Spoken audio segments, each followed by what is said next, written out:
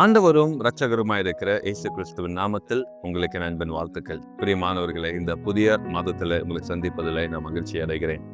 கடந்த மாதம் முழுவதுமாய் கர்த்தர் அற்புதமாய் நம்மை நடத்தினார், அதிசயமாய் நடத்தினார், அற்புதங்களை அவர் செய்து வந்தார். ஆண்டவருடைய பிள்ளைகளே, இந்த மாதத்திலும் கூட அவர் அற்புதங்களை செய்ய வல்லவராய் இருக்கிறார். நமக்காய் யுத்தங்களை செய்ய அவர் போதுமானவராய் அவர் இருக்கிறார். ஆண்டவருடைய பிள்ளைகளை, இந்த புதிய மாதத்துக்காகவும் கர்த்தர் வார்த்தை கொடுத்திருக்கிறார். அந்த வசனத்தை நான் தியானிக்கலாமா?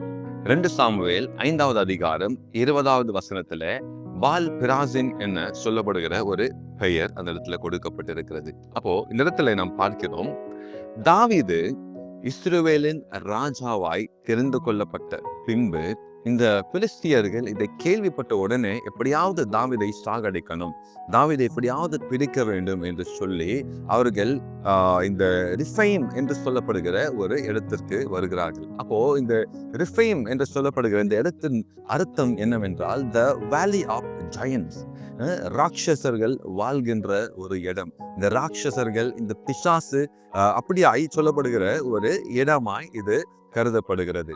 அப்போ உடனே தாவீது கர்த்தரிடத்திலே கேட்கிறார், நான் இப்பொழுது என்ன செய்ய வேண்டும்? இந்த பிலிஸ்தியர்களை நான் துரத்தி கொண்டு போகட்டுமா? எனக்கு ஜெயத்தை நீர் தருவீரா என்று கர்த்தரிடத்திலே கேட்கும் பொழுது கர்த்தர் தாவீதுக்கு சொன்னார், நீ போ, நான் உனக்கு ஜெயத்தை தருவேன் என்று. அதே போலவே தாவீது இந்த பிலிஸ்தியர்களை துரத்தி கொண்டு போனார். கர்த்தர் பெரிய ஜெயத்தை அந்த நாளிலே கொடுத்தார். அந்த இடத்தின் பெயர் தான் பால் பிராசிம் என்று சொல்லி தாவீது அன்றைக்கு வைத்தார். ஆண்டவருடைய பிள்ளைகளே, பால் பிராசிம் என்றால் அதுக்கு அர்த்தம் என்ன தெரியுமா?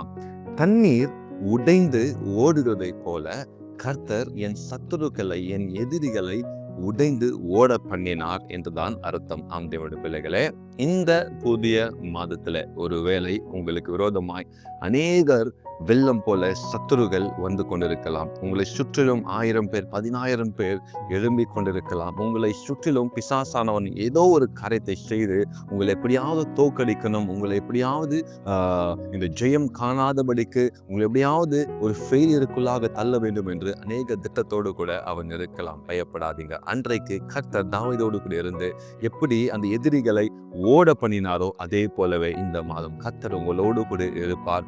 அவர் உங்களுக்கு ஒரு ஜெயத்தை தருவார். உங்களுக்கு முன்னாடி, உங்களுக்கு பின்னாடி வருகிற எல்லா சத்துருக்களை அவர் உடைந்து ஓட பண்ண செய்வார். அவர்கள் ஓடி போவார்கள், உங்களிடத்திலே அவர் இருக்க மாட்டார். ஆண்டவருடைய பிள்ளைகளே, இந்த மாதத்திலே கர்த்தர் ஒரு ஜெயத்தை தரப்போகிறார்.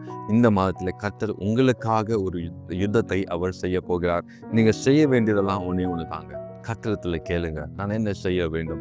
இவ்வளவு போராட்டம் என்னை சுற்றிலும் இருக்கிறது, இவ்வளவு எதிரிகள் என்னை சுற்றிலும் இருக்கிறார்கள், நான் என்ன செய்ய வேண்டும் அப்படி என்று சொல்லி நீங்கள் கர்த்தரிடத்தில் கேட்கும் பொழுது கர்த்தர் உங்களுக்கு ஆலோசனை கொடுப்பார். அவர் உங்களுக்கு யுத்தத்தை செய்வார். ஆண்டவருடைய பிள்ளைகளே, பயப்படாதீங்க. உங்களை சுற்றிலும் இருக்கிற எதிரிகளை பார்த்து நீங்கள் பயப்படாதீங்க. கர்த்தர் நிச்சயமாய் உங்களுக்காக யுத்தத்தை செய்வார். நான் ஜெபிக்கலாமா? அன்பன் தகப்பனே, இந்த புதிய மாதத்துக்காக ஸ்தோத்திரம். இந்த மாதத்துல தேவரீர் உங்களுடைய கரம் வெளிப்படுவதாக. தாவீதோடு கூட நீர் எப்படி இருந்து யுத்தத்தை செய்தீர், அதே போல உங்களுடைய பிள்ளைகளோடு கூட இருந்து நீர் யுத்தத்தை செய்வீராக, ஜெயத்தை தருவீராக. இந்த மாதம் முழுவதுமாய் அற்புதமாய் நடத்தும், தேவைகளை சந்தையும் இயேசுவின் மூலமா ஜெபிக்கிறோம். ஜீவனுள்ள நல்ல தகப்பனே, ஆமேன், ஆமேன், ஆமேன். God bless you.